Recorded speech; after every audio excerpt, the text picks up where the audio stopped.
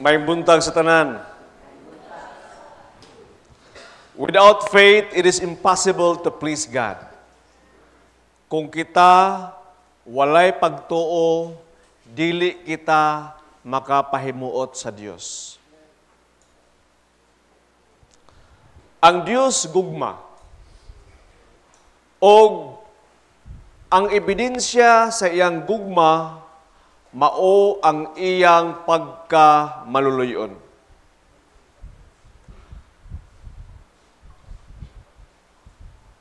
God is love. His great mercy is the evidence of His love. Our faith, ang atong pagtuo, plus His mercy, equals to healing, kaayuhan. Ang Dios gugma og maluluyon og kita adunay pagtuo kaniya, ang resulta kaayuhan. Amen ba? Amen. Sa atong ebanghelyo, sa diyang si Ginoong Hesus niadto sa balay ni Jairus kay himalatyon ang iyang anak nga babae.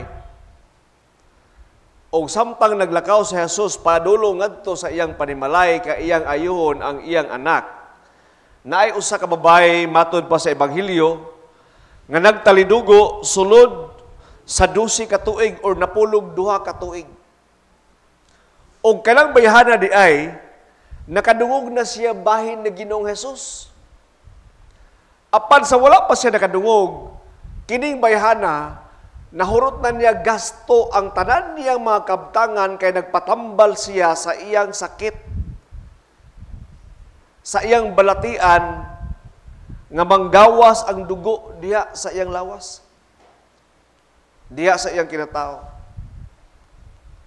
Og dili sayon ang iyang gibati tungod kay daghan na kayo siyang mga physicians, mga magtatambal or mga doktor nga iyang giagtuan apan ni samot tinuon kalala ang iyang sakit.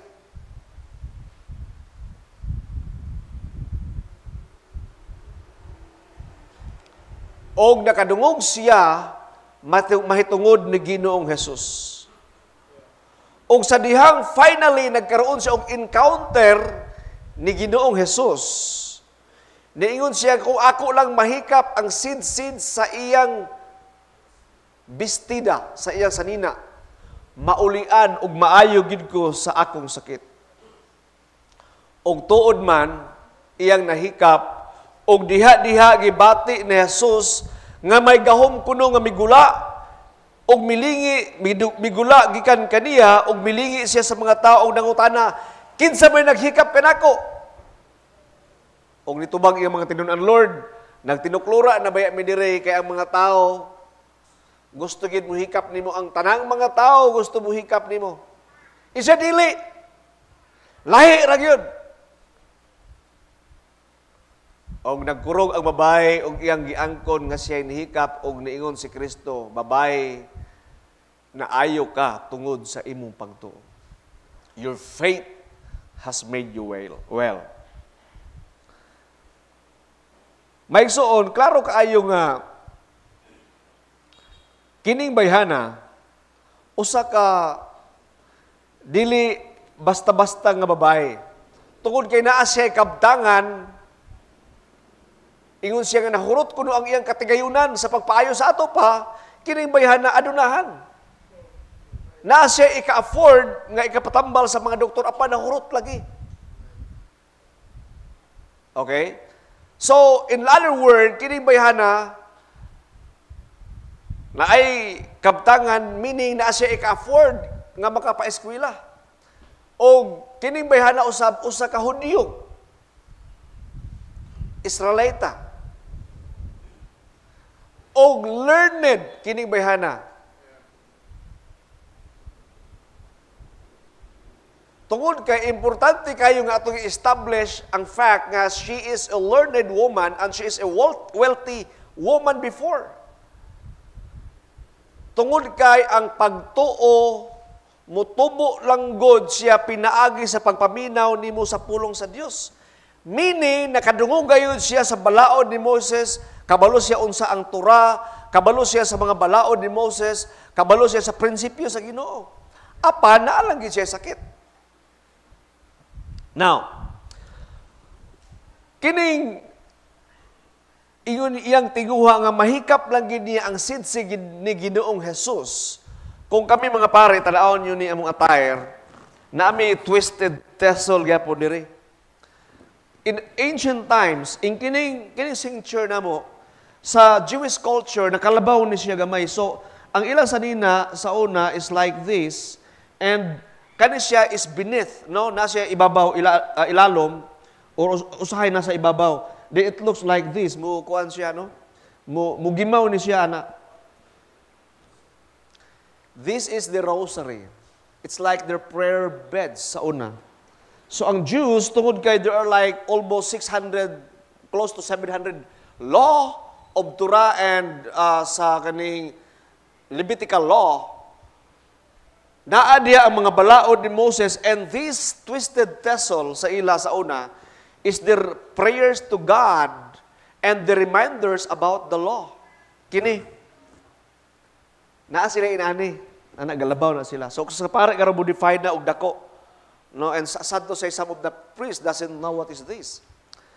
And there is the reminders of the prayer. And kami sa amo is we are binded with the kaning ang balaod gihikot na sa akong hawak. Di ba? The law has to be tied on your forehead, nasa inyong doorstep, nasa inyong arm, nasa inyong wrist, and to remind you, constantly remind you about the law of God. And that woman, nakabalo siya unsa ni. Insa kung ako lang mahikap ang sidsid sa sanina ni Ginoong Jesus, maayo gid yo. And it says, my son, in Numbers chapter 15 sa Old Testament, no? Ningon dito, the Lord also said to Moses, speak to the sons of Israel, you shall tell them to make for themselves hems of the corners of their cloaks, placing in the ribbons of Hayant, so that when they see this, they may remember all the commandments of the Lord, and they may not follow their own thoughts and eyes, fornicating in various ways. So sa Old Testament pa lang, nagtudlo ang Dios, pinaagi ni Moses, nga maghimo na siya inani, para ma-remind ang mga tao sa iyang balaod ug siyang kasuguan. His words and His laws. And Jesus said, sa diyang hikap siya sa babae, He said, who touched me? But in reality, the woman didn't physically had a contact with Jesus. Woman siya gitouch. It was only his cloak or the hem of his cloak being touched. But he said, who touched me? Dili man gid si Jesus ang gitouch, kay when, kung imong literal, who touched me, meaning I touch your skin or your hair, the parts of your body. Pero the hem or the twisted cloak is not part of his body. Kundi garments lang siya. But Jesus said, who touched me? Now remember,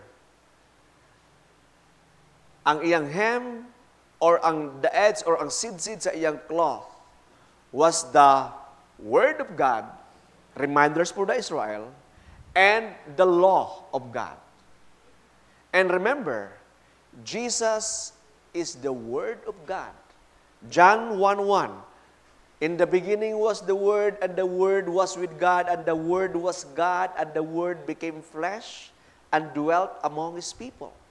Jesus and His Word are one. And He is the law of Moses. He is the law. He is in fact not just the law, but the fulfillment of the law. Si Kristo dili lang siya balaod, kundi siya ang katumanan sa balaod o siya ang pulong sa Dios. And who touched that twisted thistle or the hem was the symbol of the word and the law. That is why ingon si Christ, who touched me? Because I am the word and I am the law. Who touched me? And the woman, trembling in fear, and admitted, it is I, Lord. Kaya naman ko'y kultura sa Jew sa una, kaya kung hikapon ka sa tao nga naay sakit, you are unclean. Especially blood. You cannot touch blood. Tungod kay once nga makahikap ka og dugo, it requires 7 days for you to be ritually clean. And Jesus is a rabbi, He's ministering His people. O sa siya ka magtutudlo, o nangalagad siya siyang katawhan, and dili siya angay maghikap sa mga dugo, o sa mga sakit, o sa mga patay, the carcasses. O nahadlok siya nga basi kasabaan siya, nga agoy ako siyang hikap. He said, Lord, it was only your hem. It was only at the edge of your cloak that I touched. And siya, no. Your faith has made you well.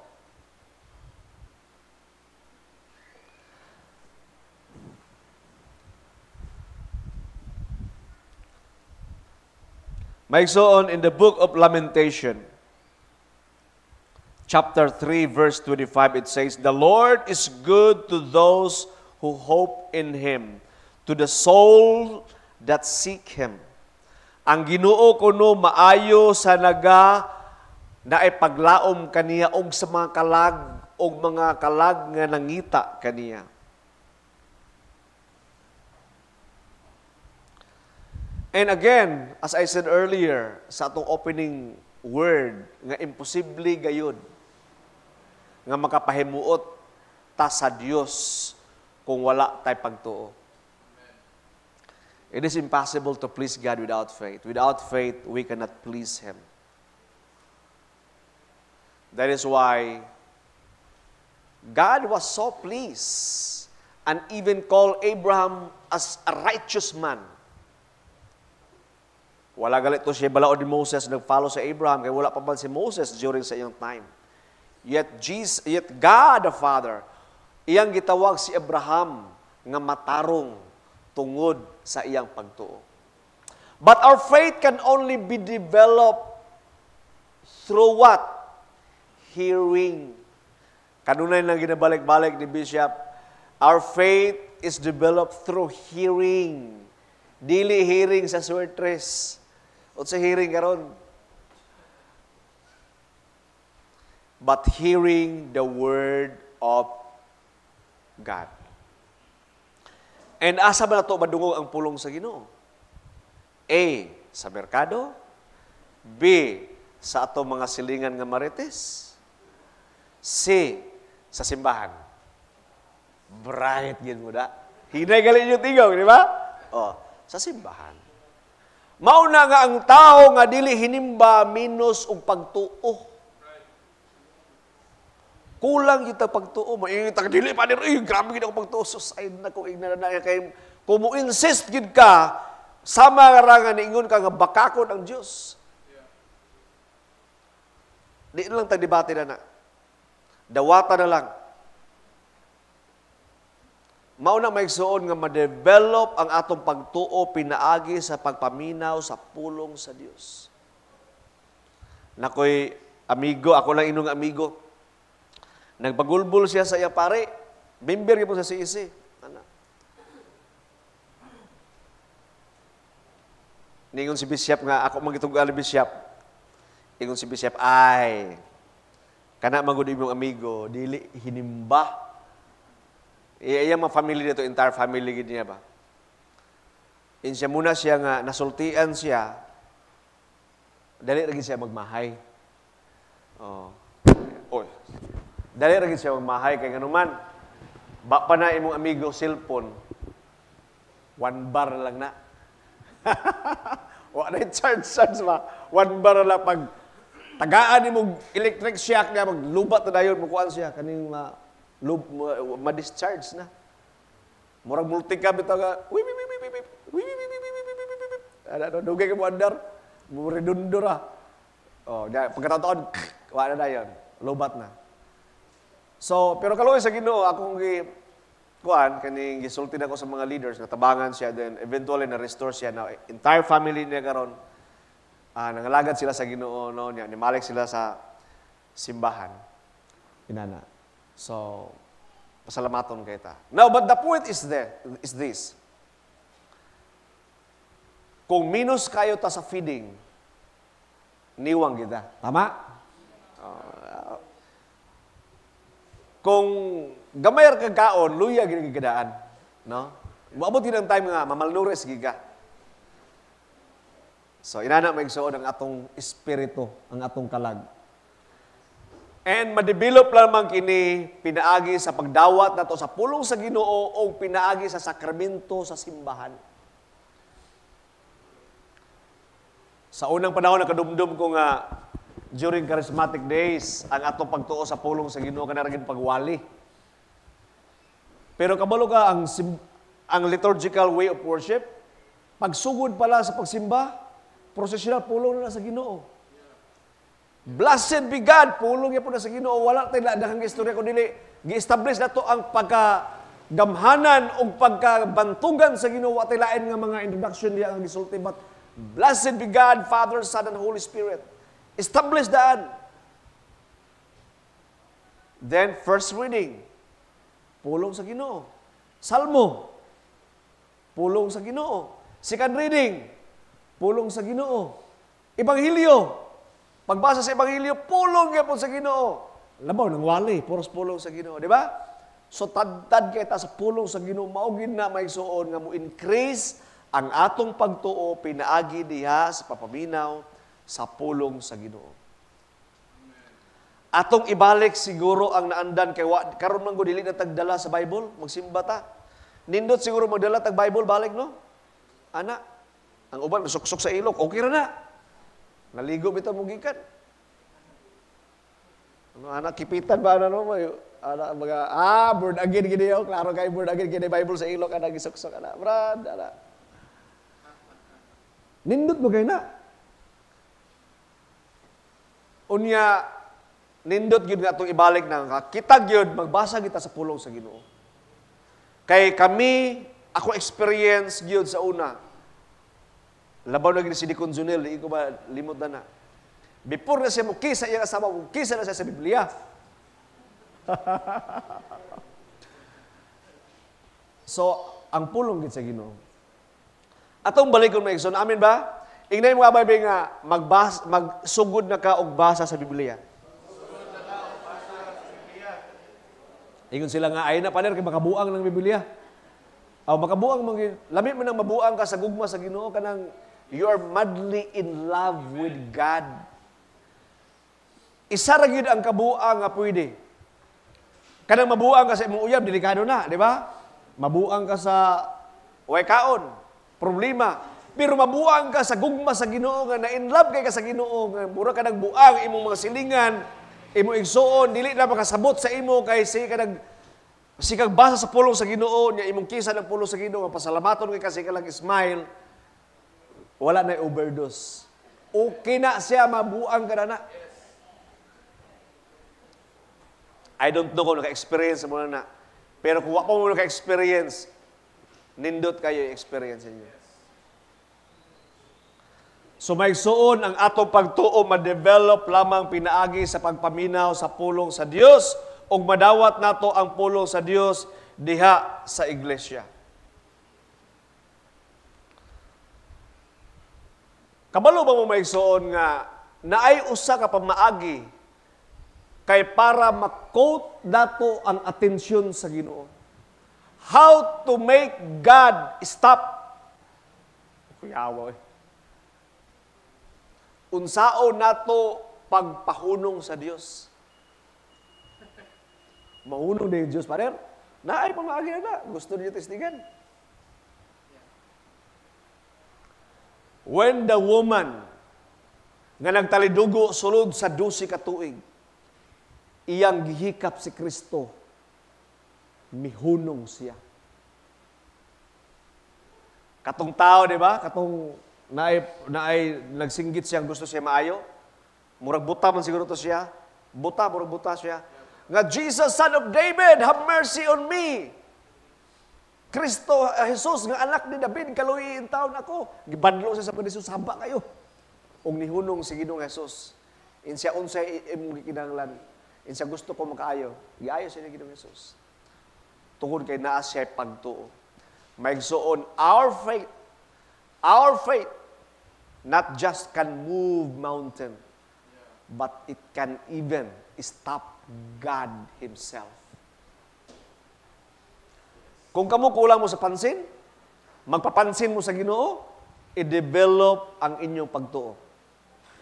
God will stop and will listen to you. Kung kita gusto tayong pasikat sa artista, gusto tayong pasikat sa presidente, gusto tayong pasikat ni mayor, di ba? Nani mayor, di ba? Mayor, pwede mapipicture. But Jesus, God of all creation, God of the universe, the creator of mankind, kung gusto ka magpasikat sa Ginoo, magpapansin sa Ginoo, use your faith. Because surely, ang Ginoo mahimuot sa imo. It is impossible to please God without faith. Therefore, if you have faith, you will please Him. And God will listen to you. Kana bitong subok. Kung dili nimo na masubay ang subok, dili nimo murag bina. Kanang gold mining, dili nimo na makuha ang iyang high grade kung dili nimo maigo ang bina. Kanang bina na diya ang tubig ga igo ga subay, unya napo diya ang high grade nga gold.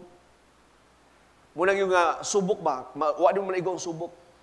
Kung gusto nimo maigo ang subok sa Ginoo, ang sekreto pagtuo ra gid maigsoon.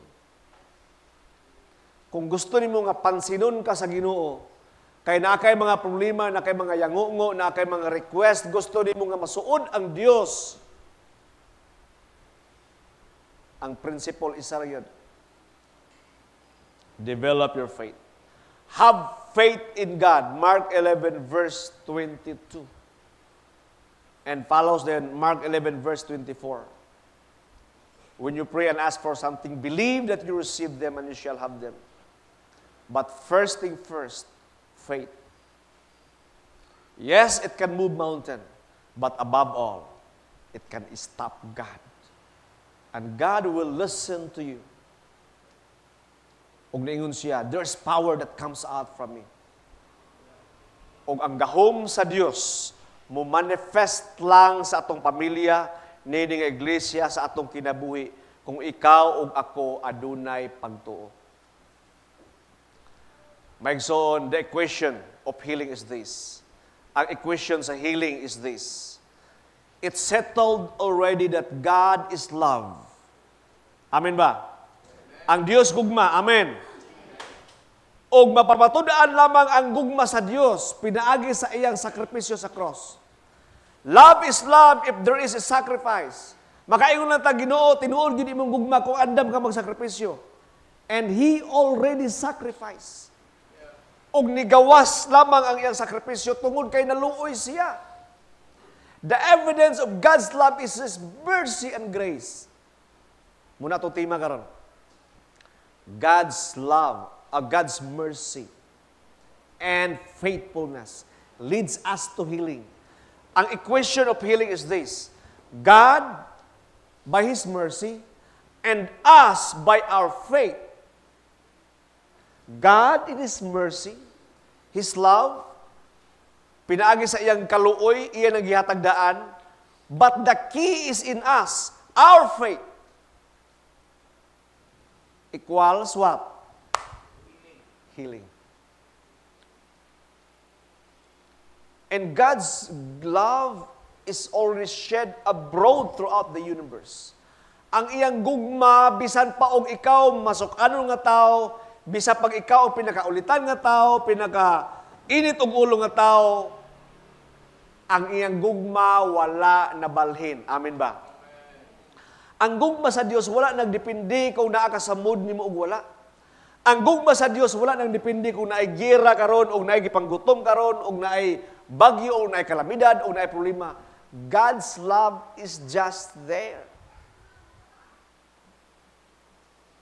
And God is longing to do good things to us every day. Ang Ginoo kanunay matag adlaw nangandoy nga ikaw ug ako maka-experience ta sa iyang gugma. Nangandoy ang Dios. God is longing for you to experience His love. God is longing for you to experience His mercy. Ingon ang Diyos kasayang sa kong anak, sige lang suroy-suroy, burdo-burdo, agto dito, desperado na kayo. Gusto, wag yun niya nakita ang akong gugma o kaluoy, kay natabunan siya sa iyang problema. But God is longing, nangandoy siya. Wa siya lain pangandoy sa iyang pagkadiyos, kundili ang iyang mga anak nga kita maka-experience, makasinati ta sa iyang gugma. Ngano man, that's the only way we can love others. If we love and experience the love of God. May suon, pangayuan niyo sa Ginoo, Lord, please, remove this kaning impediment. Unsay nakababag nimo, that I cannot experience your love and see your love in a deeper and a higher and broader way. Sa laom o sa lapad nga pamaagi Ginoo, I want to experience your love. Because by doing so, that is the only way that you can love others. And you can love the unlovables. May suon ang gugma sa Dios na anadaan. O wala siya nag-agad sa atong pagbati o sa kondisyon sa kalibutan, sa ekonomiya, sa peace and order, sa situation sa atong nasod, no. Na anadaan. But the key for us to experience healing, ang yabi is kita po, our part is to have faith. Faith. Igna imong abay pagtuo. Igna pa yun, gamita imong pagtuo. Maigsoon, kabalo mo unsi pamaagi ngano ang karne isog balami. Kanang karne baka ba o karne baboy? Tagaan ta mo og ana idea para lami ha. 12 hours marinate. I-marinate ba? Kung ikaw wala ka na marinate sa pulong sa Ginoo, wala ka na malandong sa pulong sa Ginoo, dili ka na sok sa pulong sa Ginoo, taphaw ka nga Kristohanon. Why lami? Pero gusto nimo nga mulami ka nga Kristohanon, basa sa pulong sa Ginoo, paminaw sa pulong sa Ginoo, para ma-develop ang imong pagtuo ug makapahimuot ka sa Dios. That's the only way. Then again, God is love, and His love, the evidence of His love is His mercy, plus our faith in Him is equals to healing. Makadawat kita sa kaayuhan. Gusto ba ta makadawat sa kaayuhan sa Ginoo? Last week, si Father Rex nag-altar call, no? Na nag-ampo ang mga clergy for you. At this time around, manindog lang ta, no? Then we will just pray, diya lang mo sa inyong bangko. Mag-pray ta para sa atong healing, no? Because this week, season is a season of healing. And I believe nga daghan sa ato diri needs to be emotionally healed. Tungod kay ang atong emosyon na apay mga samad, ang atong mga kagahapon. Psychological healing, natay mga anxiety, natay mga depression, natay mga kabalaka sa atong mga anak, sa atong pamilya, sa atong kaugmaon. Anxiety meaning you are afraid of the future. Anxious ka sa umaabot. Mo bitaw na anxiety attack or depression. Then we have our soul scars. Ang atong kalag, ang atong subconscious mind, na mga samad ang atong mga kagahapon. Then you are spiritually poor. Then you are spiritually malnourished. Atong pangayoon sa Ginoo ang kaayuhan. Amen ba? Amen. Palihog manindog, mag-pray ta. Natay prayer nga po ha.